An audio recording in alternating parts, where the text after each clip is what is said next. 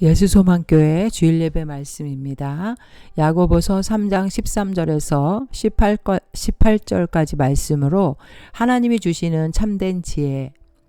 너희 중에 지혜와 총명이 있는 자가 누구냐? 그는 선행으로 말미암아 지혜의 온유함으로 그 행함을 보일지니라.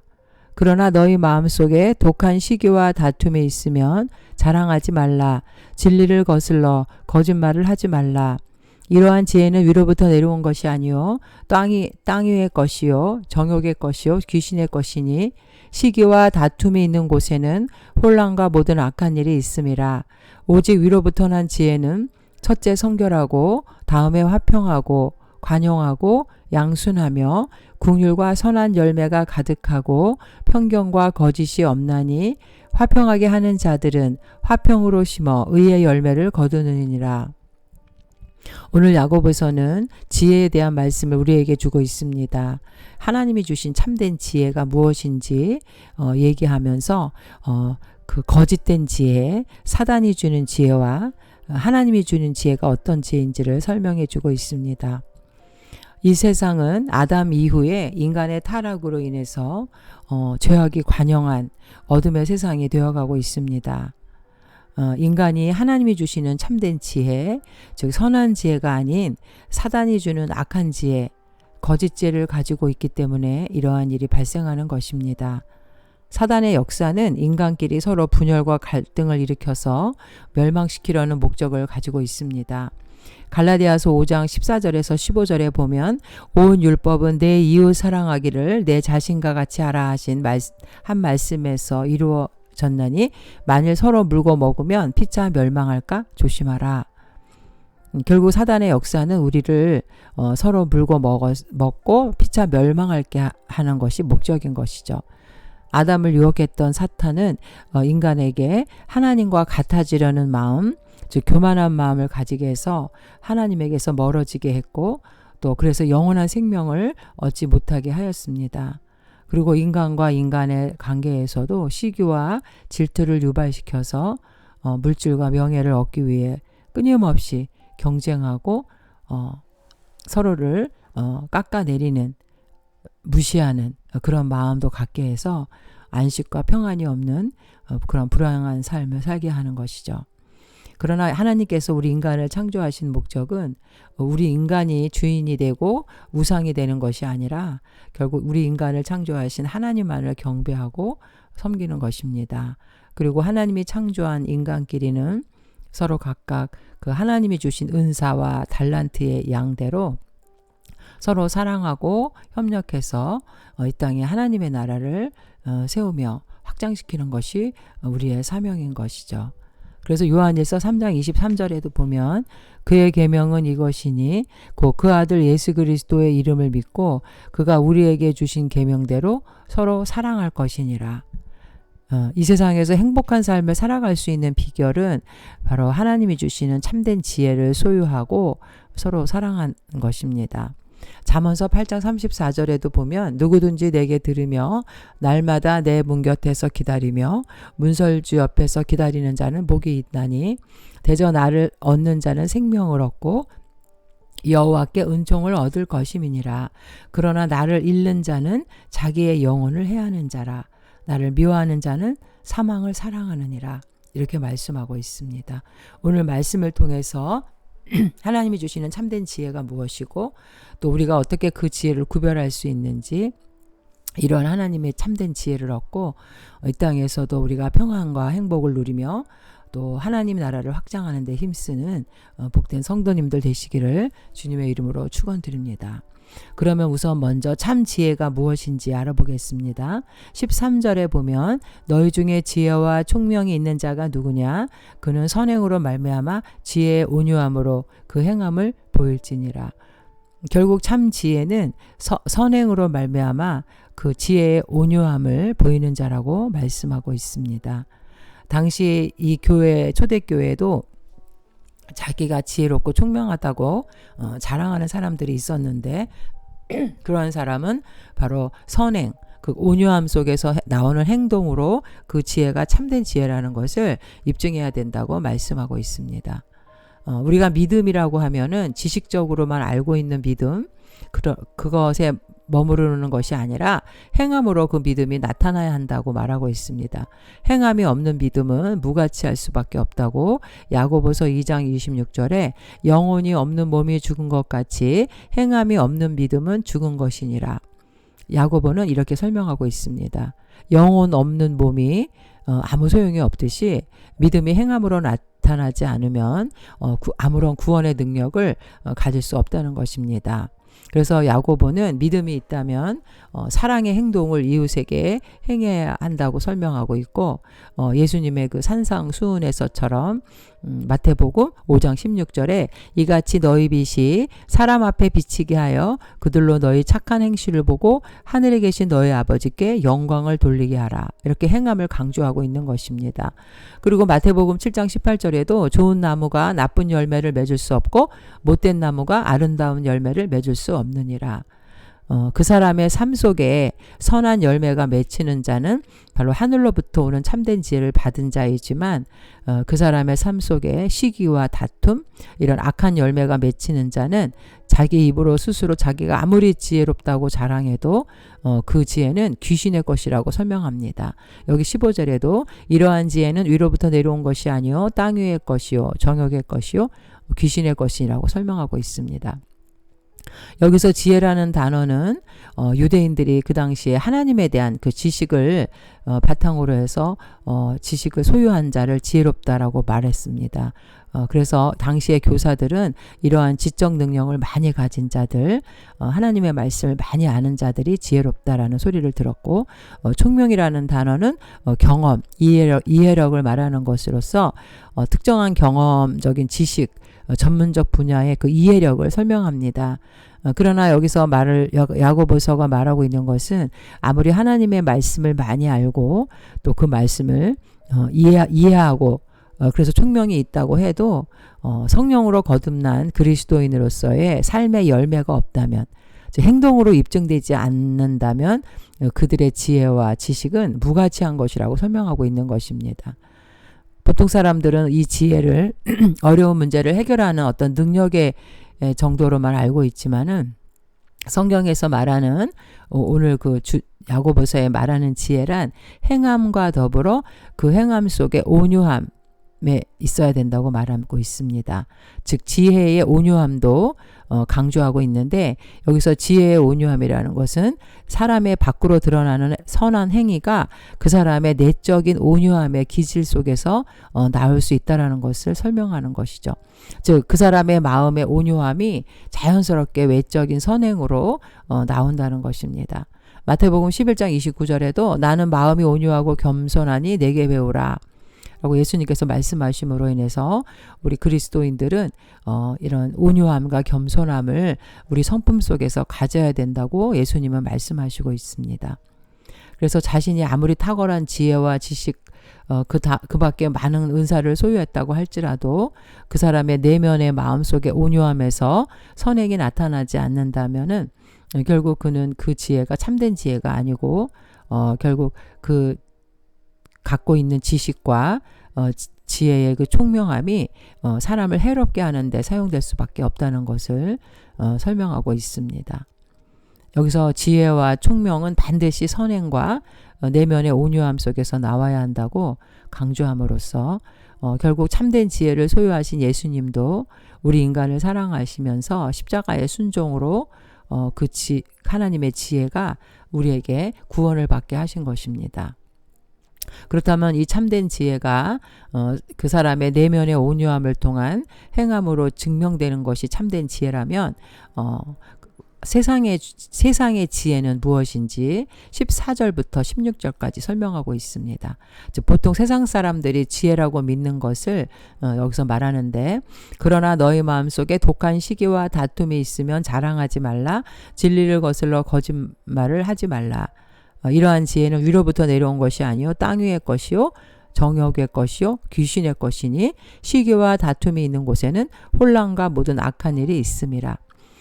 결국 이 사단이 주는 지혜는 세상적이고 정욕적이고 귀신의 것이라고 설명합니다. 그리고 반드시 그 열매는 혼란과 악한 일이 있다고 설명해 줍니다. 결국 사단이 주는 지혜는 인간들끼리 서로 다투고 미워하게 하면서 분열을 일으키고 말씀에 불순종해서 결국 하나님의 진노와 심판을 받게 된다는 것이죠. 여기서 시기와 다툼이라는 것은 열심이라는 단어, 열심의 뜻을 갖고 있습니다. 열정. 즉 하나님에 대한 열심은 긍정적인 것과 부정적인 것이 있는데 하나님에 대한 의인의 그 거룩한 열심은 좋은 것이죠. 요한복음 2장 17절에도 제자들이 성경 말씀에 주의 전을 사모하는 열심이 나를 삼키리라 한 것을 기억하더라. 하나님을 향한 열심, 거룩한 열심, 의인의 열심, 이것은 긍정적인 의미로 열심이지만 여기서 쓰인 그 시기라는 단어는 부정적인 잘못된 열심을 말합니다. 즉 그리스도인을 핍박하고 대항했던 유대인의 열심, 이걸 말하는데 사도행전 13장 45절에 유대인들이 그 무리를 보고 시기가 가득하여 바울이 말한 것을 반박하고 비방하고, 여기서의 시기는 바로 부정적인 성실과 근면의 뿌리가 되는 이 독한 시기, 남에 대한 열등감에서 오는 시기심을 말합니다. 그래서 남의 가치를 애써 깎아내리는데 혈안이 되어서 비방을 일삼는 태도, 이것을 바로 시기라고 하고 있습니다.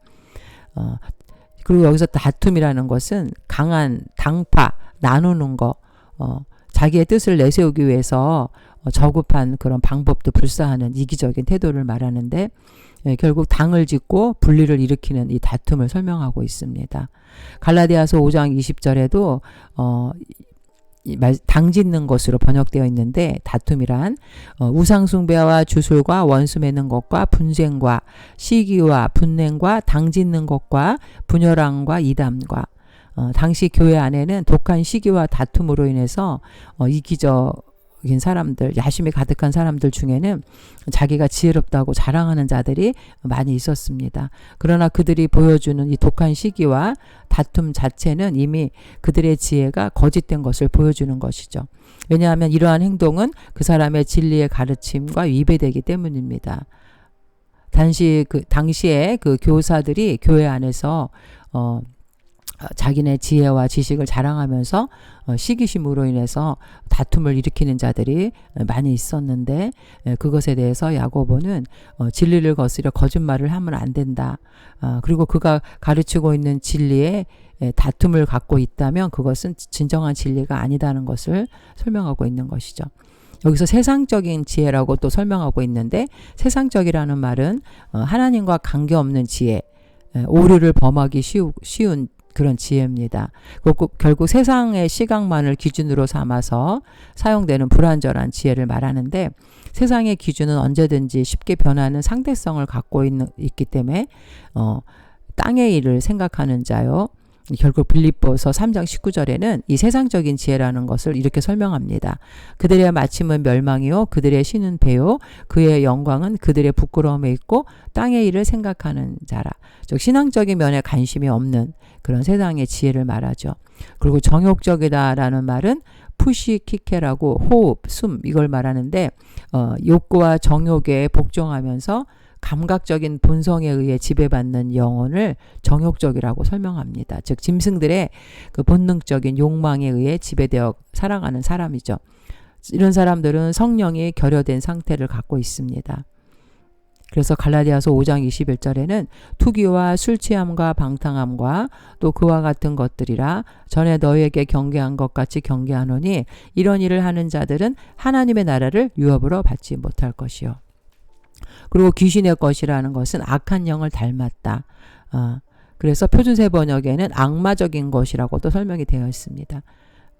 악마의 세력은 세상적이고 정욕적인 이러한 지혜를 뒤에서 조종하는 배후 세력이라고 할 수 있죠.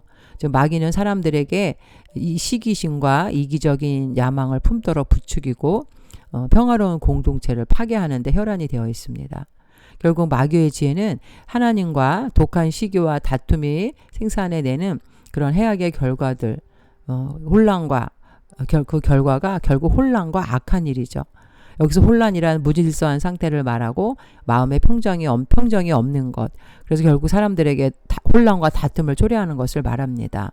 그리고 이 모든 악한 일이라는 것은 무가치하다라는 뜻이 있죠. 따라서 시기와 다툼이 있는 곳에는 어디든지 심지어 교회 아닐지라도 그곳에는 필연적으로 평화를 깨트리는 무질서와 파멸이 존재할 수밖에 없는 것입니다. 그러나 위로부터 나오는 하나님이 주신 참된 지혜는 일치와 안정된 평화가 있습니다. 결국 우리 성도님들은 세상의 지혜와 하나님의 지혜를 영적으로 구별하며 살아가고 있는지, 또 혹시 세상의 지혜에 내가 더 많은 관심을 가지지는 않았는지 뒤돌아보고 결국 인간의 죄악된 본성에 미혹하는 이 마귀의 게임에 빠지지 말고 더 이상 헛된 지혜를 따라가지 말아야 할 것입니다. 그리고 또 이 악한 영들은 우리 영생의 복음을 듣지 못하게 방해하는 역할을 합니다. 고린도후서 4장 3절과 4절에 보면 만일 우리의 복음이 가리웠으면 망하는 자들에게 가리워진 것이라. 그중에 이 세상의 신이 믿지 아니하는 자들의 마음을 혼미하게 하여 그리스도의 영광의 복음의 광채가 비치지 못하게 함이니 그리스도는 하나님의 형상이니라. 결국 욕망으로부터 나타난 이 땅의 지혜는 영원한 생명을 얻지 못하게 하고 우리를 분열시켜서 결국 망하게 하는 그런 지혜입니다. 사랑이 없는 정죄와 분리, 또 폭력과 눈물의 열매를 맺게 하는 것이죠. 중세시대 때 십자군 전쟁은 결국 하나님을 위한 거룩한 전쟁이라는 그런 명목하에 결국 하나님의 영광을 드러내기보다는 인간의 탐욕을 드러내는 참혹한 그런 전쟁의 결과를 가져오고 말았습니다. 그러므로 우리는 모든 지혜가 반드시 선하고 의로운 것이 아니라 세상이 주는 지혜, 또 하나님이 주는 참된 지혜를 구별하는 자들이 되어야겠습니다. 보통 사람들은 지혜를 말할 때 지혜 자체는 추상적이고 중립적인 것으로 생각하는 사람들이 많습니다. 지혜 자체가 악한 것도 아니고 선한 것도 아니고 그냥 단순하게 뛰어난 지식과 명철에 의한 판단력이다, 이렇게 생각을 하고 있지만 절대 그렇지 않다는 것을 오늘 말씀을 통해서 우리는 알 수 있습니다. 선한 지혜가 있는가 하면 반드시 악한 지혜도 있다는 것이죠. 하늘에 속한 지혜가 있는가 하면 땅에 속한 지혜도 있다는 것입니다. 그래서 우리는 지혜를 사모하되 마귀에게서 오는 세상적 정욕적 지혜를 구별하고 이것을 반드시 피해야 합니다. 결국 우리가 이 하늘에 속한 지혜와 세상에 속한 지혜를 어떻게 식별할 수 있겠습니까? 야고보는 세상에 속한 지혜는 시기와 다툼을 동반하고 혼란과 악행으로 끝난다고 말씀하고 있습니다. 즉 선을 이루려는 목적에서 나온 것인지 이기적인 마음에서 나온 것인지 우리가 그 지혜의 출발점을 보면 그것이 세상적인지 하나님이 주시는 것인지를 우리는 구별할 수가 있습니다. 고린도전서 1장 25절에 보면 하나님의 어리석음이 사람보다 지혜롭고 하나님의 약하심이 사람보다 강하니라.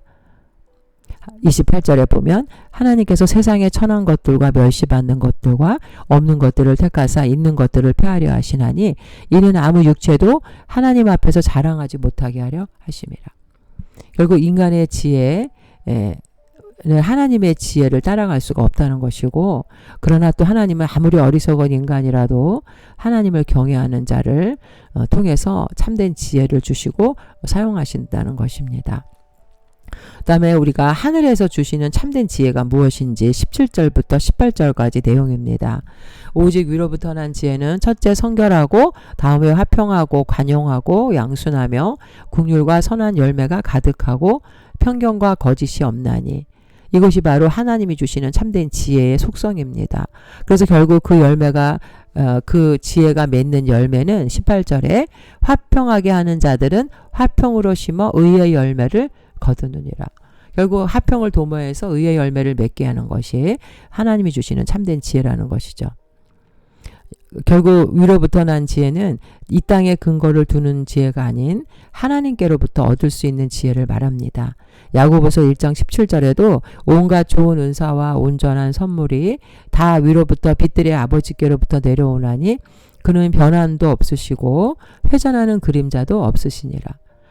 결국 위로부터 난 지혜는 하나님이 주신 지혜이기 때문에 이 세상의 지혜와는 완전히 정반대의 속성을 가지고 있고 이러한 지혜는 결국 교회를 하나 되게 하고 의의 열매, 화평의 열매를 맺게 하는 것입니다. 이것은 결국 성령의 9가지 열매와 비슷한데 성령이 우선 여기 성결이라는 건 순수함, 두 마음을 품지 않는 그 하나님의 말씀이 이 시편 12편 6절에 보면 여호와의 말씀은 순결하며 흑도가 아니에 7번 단련한 은 같도다. 결국 하늘로부터 온 지혜를 가진 사람들은 순수하다는 것이죠. 그 다음에 화평, 이 화평은 평화롭다. 혼동으로부터 나오는 이 세상의 지혜와 대비되는 것으로 이 지혜를 가진 사람들은 평화를 사랑하고 화평케 하는 그런 사람들입니다. 그래서 마태복음 5장 9절에도 화평하게 하는 자는 복이 있나니 그들이 하나님의 아들이라 일컬음을 받을 것이며, 그리고 세 번째는 관용, 공정한 마음. 독선적이고 오만한 사람들의 마음과 달리 참을성이 많은 사람, 이해심이 있고 친절한 사람을 말합니다. 양순하다. 이거는 복종하는 것인데 쉽게 순종하는 고분고분한 하나님의 말씀에 대해서 유순하게 받아들이는 걸 말하죠. 그리고 국률과 선한 열매가 가득하다. 이 국률이라는 말은 고통 가운데 있는 죄인들을 향한 하나님의 자비와 그 사랑을 말합니다. 선한 열매는 결국 국률의 결과로 나타나는 구제, 그리고 편벽이 없다. 이것은 편벽이란 단어는 구별되지 않은, 사람의 외모만을 보고 판단하지 않는다는 것이고 공정성을 잃지 않는다는 것이죠. 그리고 거짓이 없다. 이 거짓이 없다라는 건 숨김이 없다.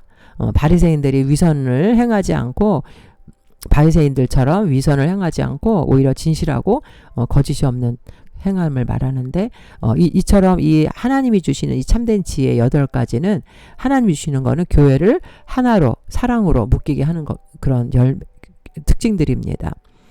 우리 성도들도 이 세상의 지혜를 멀리하고 하나님으로부터 온 지혜를 우리가 가까이 한다면 우리는 이러한 믿음의 열매들을 풍성히 맺을 수 있는 것입니다.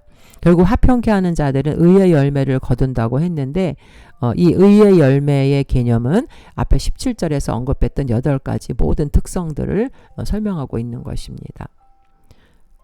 결국 이 교회는 에클레시아, 거룩한 무리들, 하나님의 그 귀한 백성들의 모임인데, 이 교회는 예수님이 머리 되심으로 교회가 평안하고 하나님의 나라를 확장하는 귀한 그런 교회가 되어야 되는 것이죠. 그러므로 모든 지혜와 능력은 반드시 그 열매가 무엇인가에 따라서 참된 지혜인지 아니면 세상의 지혜인지를 구별할 수 있다고 말하고 있습니다. 결국 고린도전서 14장 33절에도 하나님은 무질서의 하나님이 아니시오 오직 화평의 하나님이시라 설명하고 있습니다. 많은 사람들이 이단에 빠지는 이유는 이러한 세상의 지혜와 하나님 주신 지혜를 구별하지 못하기 때문에 거기에 빠지게 되는 것이죠. 영적인 세계는 분명히 하나님의 나라와 사단의 나라로 나뉘어져 있고, 또 지혜와 능력도 분명한 구분이 있다는 것을 우리는 깨달아야 합니다. 데살로니가 후서 2장 9절과 10절에도 보면 악한 자의 나타남은 사탄의 활동을 따라 모든 능력과 표적과 거짓 기적과 불의의 모든 속임으로 멸망하는 자들에게 있으리니 이는 그들이 진리의 사랑을 받지 아니하여 구원함을 받지 못함이라. 이렇게 말씀하고 있습니다. 요한일서 4장 1절에도 사랑하는 자들아 영을 다 믿지 말고 오직 영들이 하나님께 속하였나 시험하라. 많은 거짓 선지자가 세상에 나왔음이니라. 많은 거짓 선지자들이 자신의 지식과 능력을 자랑하면서 성도들을 미혹할 때 우리는 그 열매를 보고 화평의 열매인지 아니면 분열과 혼란을 주는 열매인지를 우리는 구별하면서 참된 지혜를 얻는 자들이 되어야겠습니다. 이 세상은 인간의 세상적인 그런 세상의 지혜로 살아가는 많은 사람들이 있기 때문에 그런 사람들이 당장에는 눈에 보일 때 승리하는 것처럼 보여도 결국 궁극적으로는 아무런 열매를 맺지 못하는 비참한 파멸에 이르게 되는 것이죠. 그러나 자기를 부인하고 십자가를 지는 이러한 신령한 지혜로 사는 자에게는 비록 눈앞에 당장 어떤 이익과 효과는 없다 할지라도 궁극적으로 열매와 보상이 있는데 그것이 바로 천국의 구원, 부활과 영생의 소망이라는 것입니다. 다윗 왕은 삶 속에서 늘 하나님의 지혜를 구하고 그분의 뜻에 순종하는 삶을 살은 결과 이스라엘 통일 왕국의 왕으로 부귀와 영예를 누리면서 삶을 마감할 수 있었던 것입니다. 우리 그리스도인들은 고린도후서 6장 9절에 무명한 자 같으나 유명한 자요 죽은 자 같으나 보라 우리가 살아있고 징계를 받는 자 같으나 죽임을 당하지 아니하고 근심하는 자 같으나 항상 기뻐하고 가난한 자 같으나 많은 사람을 부여하게 하고 아무것도 없는 자 같으나 모든 것을 가진 자라고 설명합니다. 우리는 세상이 우리를 어떠한 그 비웃음과 조롱거리를 보낼지라도 오직 하나님이 주시는 참된 지혜, 신령한 지혜를 따라 거룩하고 온유하며 양순하고 정직한 삶을 살아가면서 주님이 주시는 영원한 생명을 얻는 그런 복된 성도님들 되시기를 축원드립니다. 우리가 고린도전서 15장 58절에 그러므로 내 사랑하는 형제들아 견실하며 흔들리지 말고 항상 주의 일에 더욱 힘쓰는 자들이 되라. 이는 너희 수고가 주 안에서 헛되지 않은 줄 알미라. 우리 갈라디아서 6장 8절에 자기의 육체를 위하여 심는 자는 육체로부터 썩어질 것을 거두고 성령을 위하여 심는 자는 성령으로부터 영생을 거두리라. 우리는 이 땅에 세상에 주는 지혜 그리고 하나님이 주시는 참된 지혜가 분명히 있다는 것을 깨달아야 하고 결국 우리가 그 지혜에 분별할 수 있는 것은 그 열매로 선한 것인지 하나님이 주시는 참 지혜인지를 알 수 있다라는 것을 깨닫고 세상이 주는 것은 아무리 그것이 화려해 보일지라도 당연히 우리는 거절해야 되겠고 악은 모양이라도 버리고 하늘로부터 오는 신령한 지혜를 소유하는 그래서 마침내 영원한 생명과 영광이라는 천국의 열매를 풍성히 거두는 모든 성도님들 되시기를 주님의 이름으로 축원드립니다. 아멘.